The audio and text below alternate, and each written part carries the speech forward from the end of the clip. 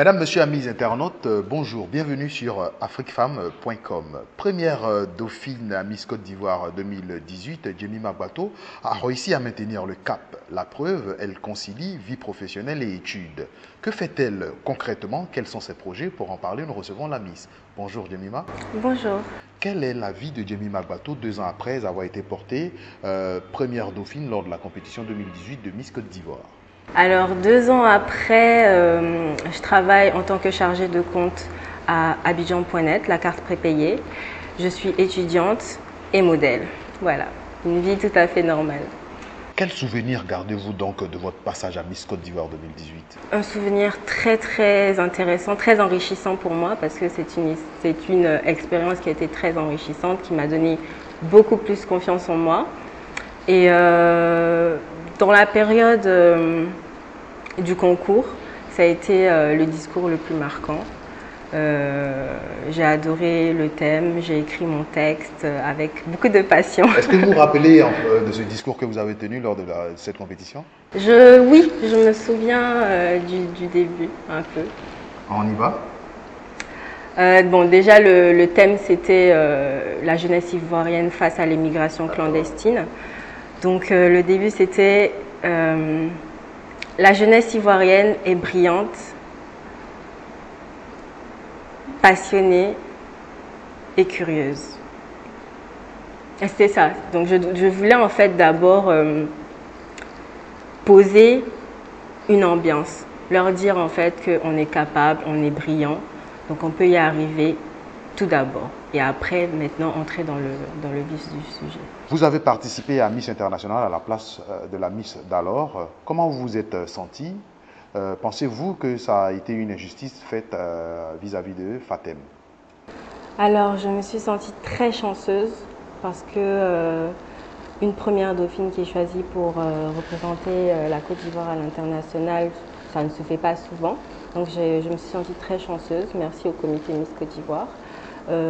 Est-ce que ça a été une injustice? Non, parce que le comité nous avait prévenu pendant le concours que la représentante à l'international pouvait être choisie parmi le quintet.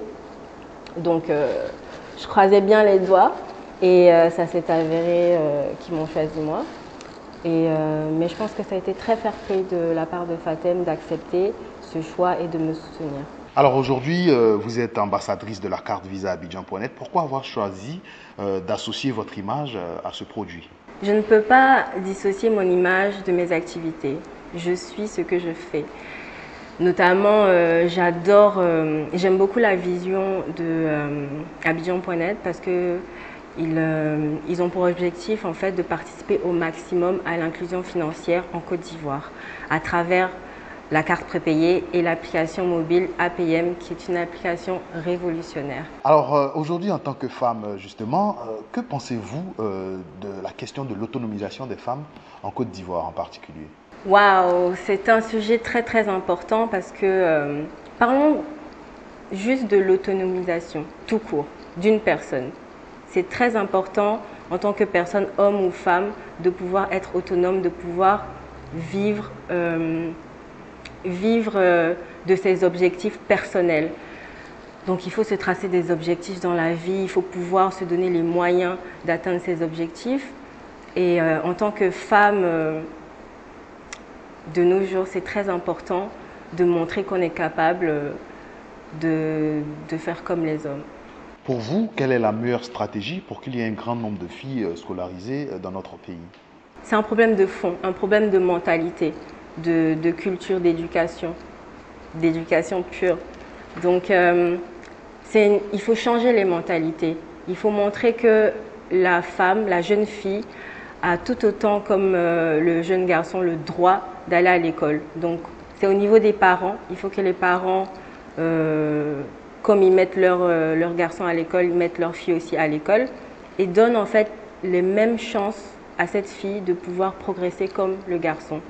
Et ensuite, bien sûr, il y a les ONG, les associations qui sont là pour aider à sensibiliser et même aider directement à scolariser ces jeunes filles. Parlant d'associations et d'ONG, beaucoup de Miss, après leur mandat, sont portées sur la création d'ONG pour poursuivre leurs activités. Jemima a-t-elle une ONG ou a-t-elle l'ambition d'en créer une?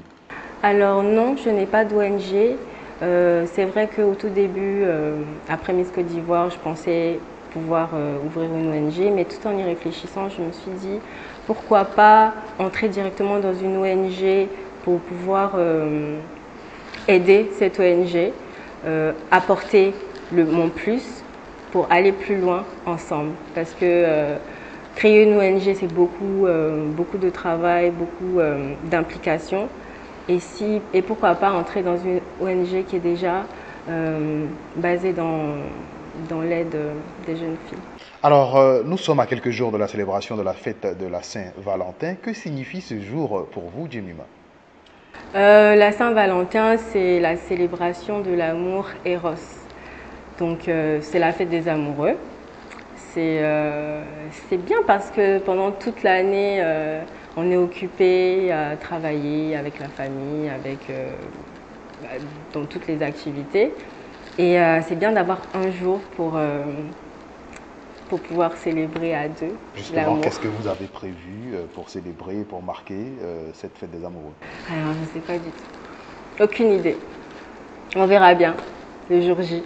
Nous sommes au terme de cette interview. Jemima, votre message à l'endroit des femmes qui nous suivent sur afriquefemme.com. Alors, mon message sera une citation. Donc, n'ayez pas peur de grandir, de vous transformer.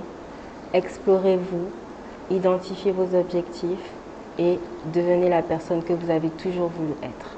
Mesdames, Messieurs, amis internautes, nous avons eu beaucoup de plaisir à recevoir pour vous Jemima Bato, première dauphine de Miss Côte d'Ivoire 2018, avec qui nous avons bien entendu parler de sa vie après cette compétition.